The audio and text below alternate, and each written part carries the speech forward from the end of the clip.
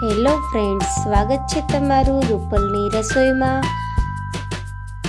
જો મારી રેસીપી તમને ગમતી હોય તો લાઈક કરજો, કોમેન્ટ કરજો, શેર કરજો।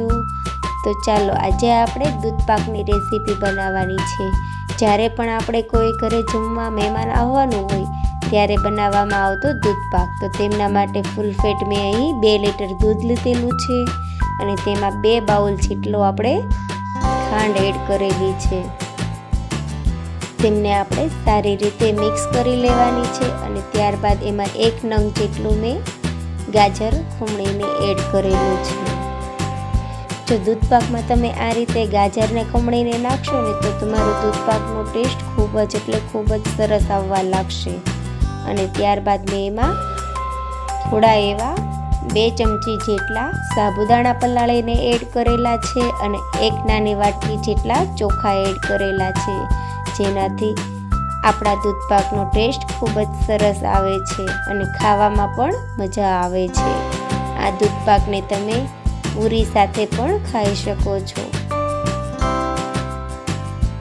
તો આ રીતે આપણે બધી જ વસ્તુને મિક્સ કરી લેવાની છે અને તમે જોઈ શકો છો કે આપણે જે ગાજર નાખેલા હતા ખમણીને તેનો કલર કેટલો સરસ દેખાવામાં આવવા લાગ્યો છે।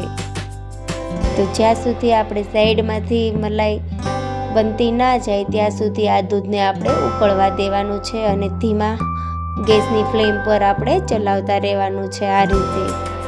તો તમે જોઈ શકો છો કે આપણું દૂધ સારી રીતે ઘટ થવા લાગ્યું છે અને ત્યારબાદ મેં થોડા 1 બાઉલ જેટલા દૂધમાં કસ્ટર્ડ પાવડર એડ કરેલો છે અને તેમને સારી રીતે મિક્સ કરીને ફરી પાછું તે જે આપણે દૂધ ઉકળવા મૂકેલું છે તેમાં એડ કરેલું છે।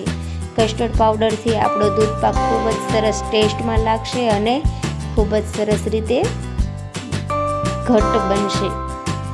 તો આ રીતે આપણે તેમાં કસ્ટર્ડ પાવડર એડ કરવાનો છે।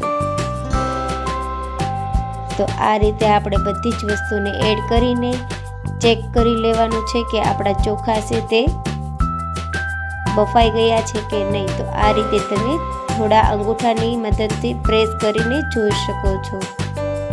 જો આપણા ચોખા સારી રીતે બફાઈ ગયા હોય તો આપણો દૂધપાક બનીને રેડી થઈ ગયો છે।